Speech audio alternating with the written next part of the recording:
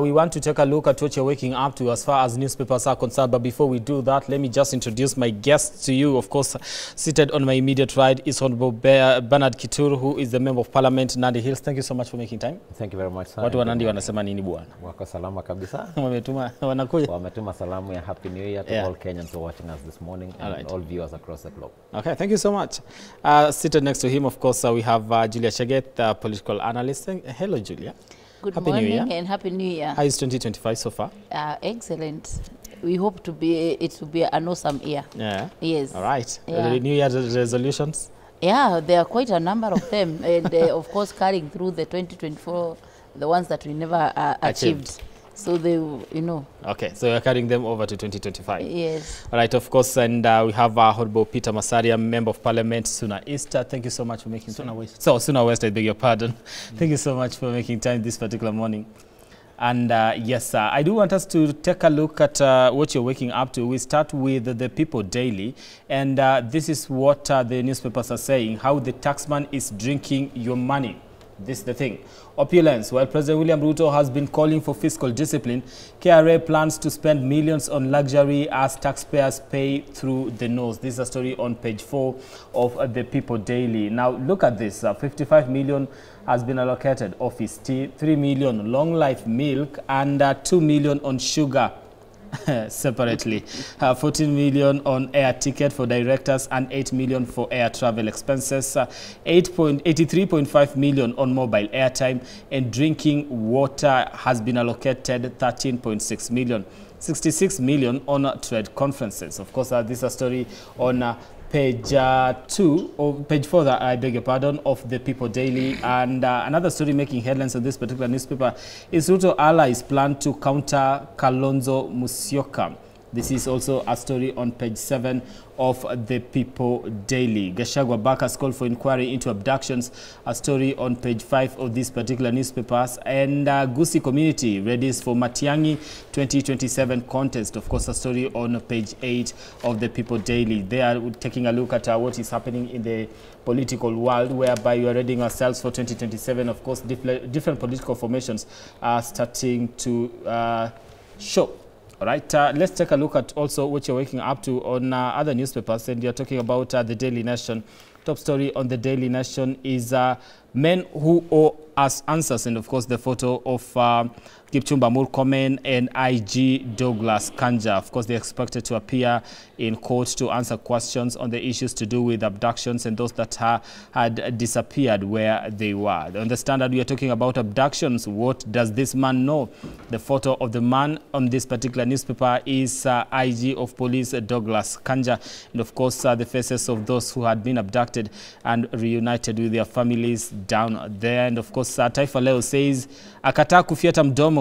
Photo of Rigathi Gachagua. All right, that is as far as your newspapers are concerned. And I just want us to focus a little bit on what the People Daily is talking about, because some of the stories are going to be forming the basis of our conversation this particular morning as we talk about a New Year and same Kenya, whereby some of the things that we've been talking about since last year are what we've been able to carry to this year. And is there light at the end of the tunnel as far as the issues affecting Kenyans are concerned? But let's talk about a little bit what the People Daily is reporting on matters politics. Gusii community readies for Matiang'i 2027 contest. I do have politicians on set, and I want to start with Honorable Masara. Gusii community readies for Matiang'i 2027 contest. 2027 is just, around the corner. Political formations have already started, coming to shaping up, or rather.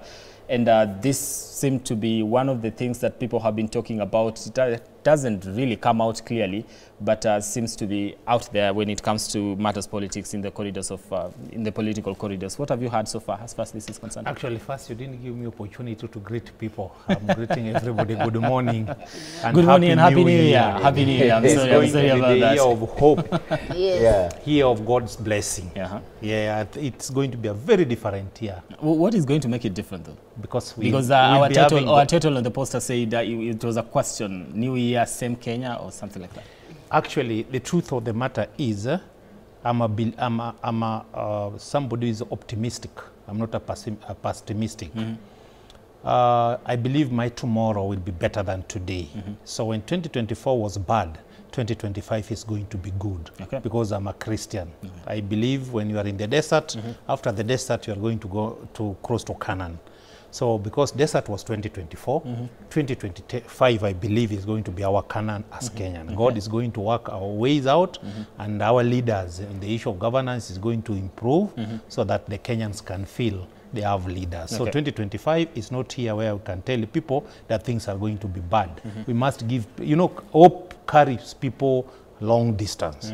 We must give our people hope that this year is going to be a good year. And for the people of Suna West, I'm giving them hope, because this week we are going to distribute bursary checks for school-going children. So that's a good news. All right. Yeah, that's good news. So Already we have done the vetting, and probably they are writing the checks. If not Sunday, then in the course of next week, we'll be distributing check worth over 30 million. Okay. So that's good news to my people, the people of Suna West constituency. Yeah. Thank you.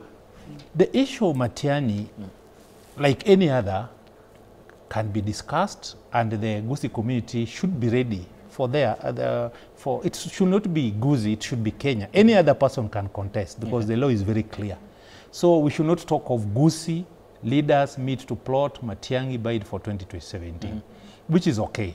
He is a resident or is a native of the Gusii community. Usually you start from home. So that's okay for him. We wish him all the best. But I know 2027 is too far. My friend, 2027 is going to be, yes, too far. If you don't understand the language on Gen Zs, it is too far. It's not the issue of the old people sitting somewhere. You must show these young people that you are a leader who can solve their problem. Because, you know, right now they believe we are their problem. Everybody, including you, seated there, you are up their problem. Anybody who is not a Gen Z is a problem to the Gen Zs. So you must start learning how to handle their problem. You must prove by actions that you understand them, because these people are going to be the majority. I can tell you for free.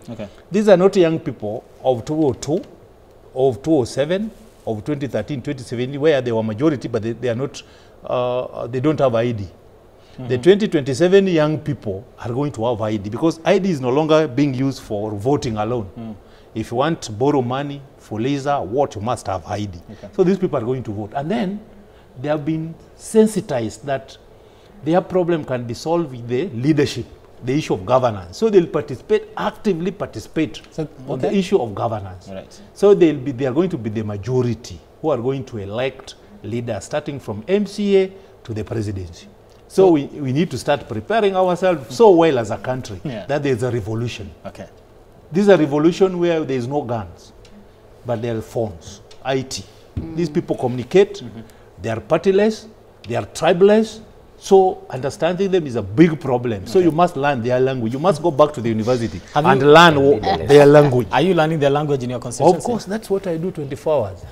I go to their X pages, I meet them, I be with them so that I can understand them. But the truth of the matter is, if you can look the history of my leadership, all along I've been given leadership by young people, and I've worked with young people. That's why I invest a lot in education. I invest a lot in sponsoring students to pursue their vision, and I'm always there for them. So that, because they are the future. I was a future leader at a given point. Now I'm in leadership. I have to mold and create path for the future leaders to get it easier than how I got it. All right. Julia, let me come to you. 2027 is shaping up. Political formations, we are seeing them left, right, and center. What will be the best formation from your own understanding that will rival President William Ruto in 2027? Thank you so much. And I'm very happy that we were able to see 2025 because where we are coming from, it was a difficult year. We must be, we must acknowledge that. And having two registrators on the floor right now, we are privileged as Kenyans this morning to be able to listen to our people who make laws for us, you know, and that's a privilege. Now, talking about the political formations, from where I sit, I know this will shock you because I kind of have changed my thinking in terms of these formations and all that, because I contested for Member of Parliament Kangema, and I was number 2. If were it not for the wave, the yellow fever, I call it like that, with all due respect, I would be the Member of Parliament Kangema. Okay. And I have looked at how I've been a student leader from the university, the same university I'm teaching right now, and I think our country, my thinking, this is unsolicited advice, and whoever is listening to this, they may decide to do whatever they will do with it. We have 2 years, we have 3 years to the general election, if we will have it anyway. Because you say if, why? Because you see, if we don't form the IEBC and all that, the law is also very clear, you know. And in a span of a few months like that, will be time barred, you know. And also, when you look at the boundaries review and all that, that elapsed, and I'm sure the registrators here would understand it even better, last year, March, we do not have constituencies as per the law right now. And you know, those are some of the things that will make people like us say, if there will be election, well and good. If there will be no election, well and good. Somebody tried to test water. You know, remember somebody, you know, a senator trying to bring the bill, let's extend to 7 years. It could be, it will come to fruition, you know. They were trying to test the waters and all that. So my thinking is, as we approach 2027, we're in 2025, this is my honest opinion. Honest opinion. I think we should shun from politics right now, so that at least we address, even if it is one item that will be successful. We start with the Shisha show. Who shuns from politics? People that want to replace the president, or the president himself? No, everybody. Okay. Because 2027, all of us, including you, Brian, we are all going to be in politics. I'm sure. Everybody will be in politics. Okay. And my opinion is, the more we keep on, you know, politicking and forming these allies and formations and all that, some people suffer in course of doing that. Okay. Because you be labeled you are politically incorrect, or maybe you are rubbing the executive the wrong way and all that. Some people also die. They will lose their lives. We have seen what is happening with the abductions shenanigan. You know, so I would think, for us to have development, I think at least for 2025, let us not do a lot of politics. Let us see, can we be able to fix the Shisha show? Okay. Can we be able to fix the help? Right. Can we be able to fix the education system? Okay. Like last night, what an embarrassment. They were releasing Kepsea midnight. I mean, is that the precedence that we are talking about? Okay. Can we try and move away from politics and at least do focus something? Right. At least we will brag the end of the year and we say we did something, you know. Okay. But if we continue forming allies and all that, and you know, right now you can be, I remember I was in Jubilee party, I moved to PNU, I'm in my party DP, you never know about tomorrow. Okay. Because if the mountain changes and it's not with DP, I don't see anything that will make me stick somewhere that is, you know, because politics has shown us. You might find yourself in UDA. I might find myself in, no, not UDA, UDA no, UDA no. I'm not about to join UDA, by the way. I cannot join UDA. Right. Even if the president called me, I will not join UDA for my own personal reasons, you know. But I support them, and that's what I'm saying. I do not want us to do politics. Let us focus on development. We have the broad-based government. Let us see what can our ministers for trade do, for agriculture, the ones that have come on board. Can we see the value they're going to add to Kenya Kwanza government? Because already they had failed 2024. Now they have broadened the government. Let's see what can they be able to do. Okay. And we can only be able to do that if we shun from politics. But if you continue, you know, forming allies and saying this and that, but of course the people of Muranga, I have an agenda, and Kangema, I have not stopped. Okay. Yes. No, well noted. Thank you. Honorable Barad, 2027, and just touching on the political aspect of it, because you're seeing different political formations. She's saying, shun away from politics. Let's not focus on that. But if you want to be to run against the president, you need to start early. So what happens? At what point is it right to take to the streets and say, now I want to start, you know, solidifying my ground and all that? Thank you very much. I think this year, as it were really, as one of my colleagues has mentioned, is going to be a bright year.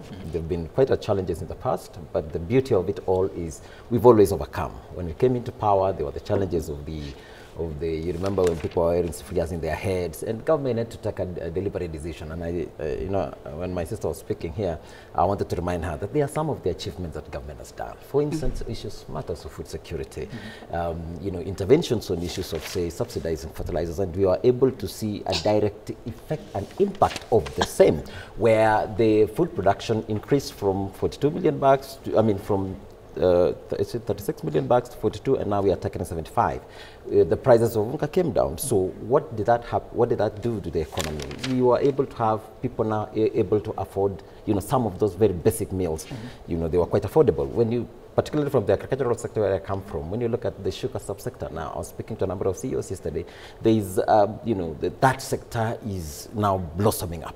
So when you talk about now where she wanted to direct us to, you know, some of the challenges that we are still working on. If you talk about that, yet people on the ground are still complaining, what do you make of the disconnect? No problem with the complaints. Look at the facts also. What do you mean by complaints? Complaints of the fact that the food prices are not low, as it were when we came into power? They can't afford that. But the buying power is not there much more. But the thing is, we came here, when we came here, what was the price of unga? It was 200. What is it right now, 130? Somewhere there. But even if it goes to 50 shillings so and there is no buying power. We gave you the opportunity to listen to you, so you better be quiet so that you can respond when your time comes. So now, I was just trying to put across that there are quite a number of things that government has been able to do. There are some that are still a challenge. Some of them, like what you wanted to say, the issue of the share and shift, or, you know, the issue of the universal health care aspect. The issue here is this is a new, you know, scheme that has come in. Many governments in the past have really tried to do it because we would like to have a healthy economy and where people can also be able to afford their health care. So when you passed this law late last year, this being a new, well thought out, well structured, it is going to take time because it's quite elaborate and quite complex in a way. So far, so good. Quite a number of, we've had cases, even myself on a personal level, I've had incidences where somebody who was very close to me got an accident, they went to hospital, they had a bill of over 400,000, it was paid by SHA. All right. Some of those things that we are still encouraging Kenyans, let's still give time to government to run these programs. You know, maybe they have managed now, they hired the bigger hospitals, now it's cost a bit down. So what I wanted to say is, there are so many dynamics that is going to happen, there are so many positivities that you're going to see by the end of this year. We still have curbs and challenges, you know, whether it's housing programs, we had challenges at the beginning, we are still progressing on this. Now, coming to 2027, because that was a question you asked, and I was just trying to build the base to say that there have always been challenges, you know, on the many new programs that government has started. But as we go to 2027, I think it's going to be a challenge really for anybody who wants to vie for some of these big seats, because you must be able to match up the one that has been in power and has been able to do so many, you know, radical, massive programs that have impacted on lives of people. The formation that is also, that I heard you know, in the first clip that you made about what Matiang'i is doing, I think is good. Article 137 of the Constitution gives room to anybody who qualifies to be a president. Yeah, you can vie. Even the young people who had expressed their interest, I would really challenge them. Please take the higher lip and go for it. But you will come, present yourself before Kenyans and defend yourself. But 2025 is going around June towards the end.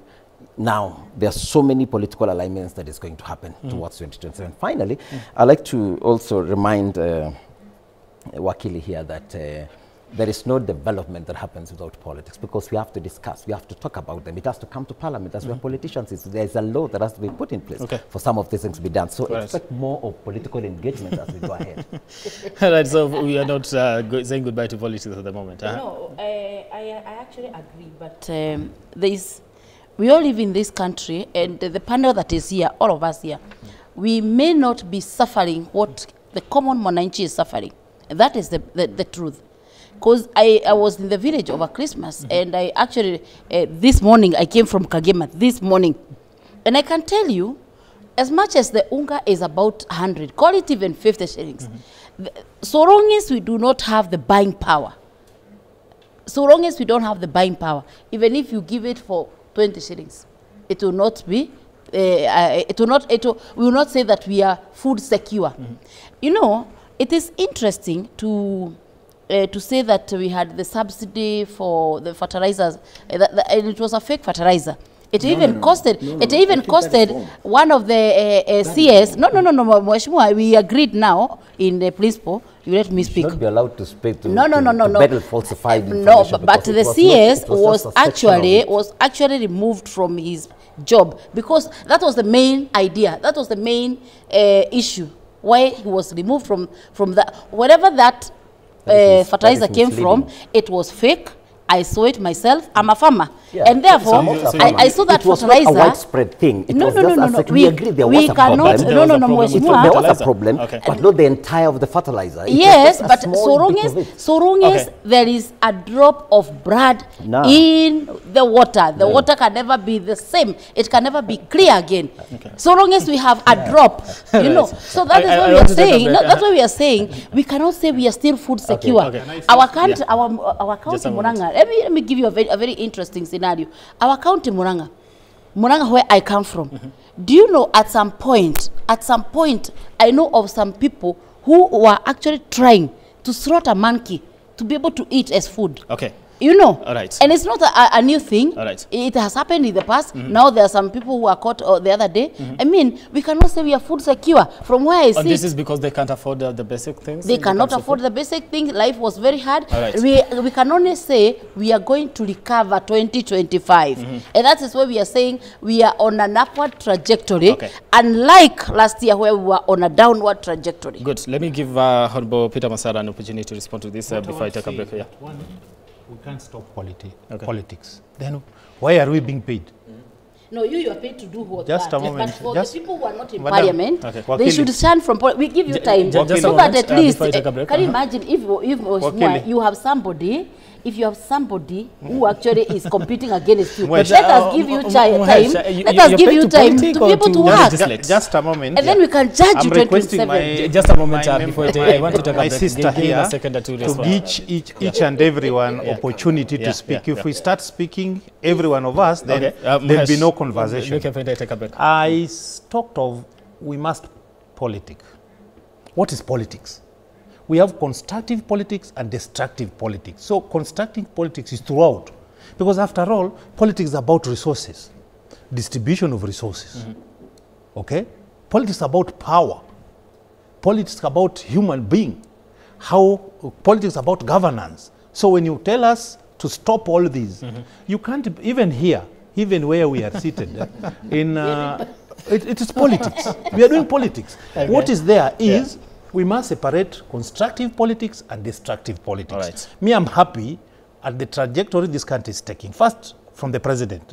President was always on the rooftop, going to places. Now he has reduced. There were always delegation in State House. They are reduced. That's a good politics now. Two, the issue of performance, let us also be optimistic. We were in a bad state. Let us support, because, you know, we have only one country. Me, I'm in the opposition. I'm a member of ODM, and my work is to oversight the government. Where they have done well, I'll appreciate. And where they are doing bad, I'll criticize. For example, I want the government, you are in deep state. The issue of health, SHA, must be fixed. Because this thing affects Kenyans. The issue of health, the issue of students at the university getting their money, that one there is no compromise. The issue of tax, when we are, you know, we have started the regime, the next cycle of budget preparation. Let nobody try to overtax Kenya. People will not accept. Let us look for other avenues of getting money from the existing revenue streams. I want you to hold that because there's a meme I read somewhere, somebody saying, I can't wait to start rejecting Finance Bill 2025, but we'll come back to that later on. We want to take a break here on New Dawn. Of course, when you come back, we continue the conversation, and also we'll be touching a little bit on what is happening in the country as far as abductions are concerned. Don't go too far. We'll be back in a few.